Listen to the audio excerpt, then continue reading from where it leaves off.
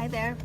Okay, so we've got a boy called Bat, chapter 24, a reply. Bat said, Mr. Grayson, as the students filed into the classroom, you got an email from Dr. Jerry Dragoo. He wrote back, Bat said, his heart beating faster. There were only a few days left until Thor was supposed to go to the rescue center, and he had almost given up hope. What did he say? You can read it all at recess, Mr. Grayson said. It's a nice email. I want to read it now. All the other kids were at their desks, but Bat was still standing in the aisle. He felt his hands pull up tight against his sides the way they did when he was excited. At recess, Bat, said Mr. Grayson. Bat hated waiting. He hated waiting. It was stupid to wait for something if there was no good reason that it couldn't happen now. Who cared if class started a few minutes late, if it meant that he could read his email? A real-life skunk expert had written to him. That was certainly more important than anything Mr. Grayson had planned right now. Had a real-life skunk expert ever written to Mr. Grayson? Almost certainly not. Mr. Grayson, I think you should let me read my email now, Bat said. Bat, answered Mr. Grayson. Sometimes we have to wait. It's good practice to delay gratification. Bat didn't really know what Mr. Grayson meant by that, but he knew that it meant that Mr. Grayson wasn't going to let him read the email right now. He wanted to insist, and he would insist if he thought he could change Mr. Grayson's mind. But Mr. Grayson looked serious, so Bat reluctantly went to his seat. Too bad, said Israel, putting down the book he had been reading. Don't make fun of me, Bat yelled. Whoa, dude, Israel said. I wasn't making fun of you. Bat, said Mr. Grayson, coming over to his desk. What on earth is the matter? Israel was making fun of me, Bat said. I was not, said Israel. I just said it's too bad that Bat can't read his email now. You don't really think it's too bad, Bat said. He kept his eyes on the surface of his desk, running his gaze over the wood grain. You don't know what I think, Bat, said Israel. You don't know everything. Bat, said Mr. Grayson, putting his hand on Bat's shoulder. The weight of his hand felt good. It helped Bat to feel like he was sitting in his seat, like he wasn't going to fly away. Try to give Israel the benefit of the doubt, okay? If he says he was being sincere, I believe him. Bat nodded, but he didn't look up. Israel went back to his book. For what it's worth, Bat, said Mr. Grayson in a quieter voice, I think Israel was being kind. I think he'd like to be your friend. Oh, the cat saw some birds. Then Mr. Grayson took his hand off Bat's shoulder and returned to the front of the room. Now Bat wasn't just thinking about the email from Dr. Jerry Dragoo, he was also thinking about whether Israel wanted to be his friend. He thought about how Israel had asked him if he wanted to play Foursquare, and how he had said hello outside of the sugar shack.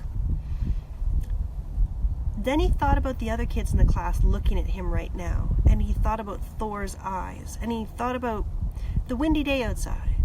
It was too much to think about all at once, and his skin began to feel prickly and too tight. But he couldn't take off his skin, so instead he reached into his backpack for his earmuffs and slipped them on. The classroom noise around him faded, and Bat's skin calmed down. Bat looked at the clock above the classroom door. It was 8:55. You guys know how to read the time now. I hope you're practicing. Recess was at 10:15. That was exactly 1 hour and 20 minutes away.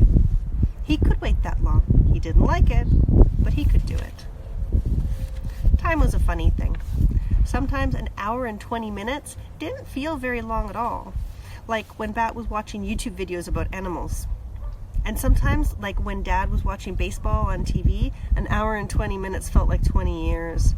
But that day, the hour and 20 minutes between 8:55 and 10:15 felt like 20 baseball games.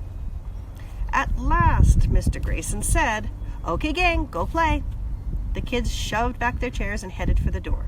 Bat pulled off his earmuffs and went to Mr. Grayson's desk. It's recess, he said. Yes, Bat, it sure is, said Mr. Grayson. He opened up his laptop. Can I read the email too? Israel asked. He hadn't gone outside with the other kids. Why? Asked Bat.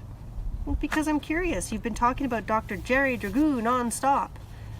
That wasn't true. Was it? Maybe it was true. Okay, said Bat, but no making fun.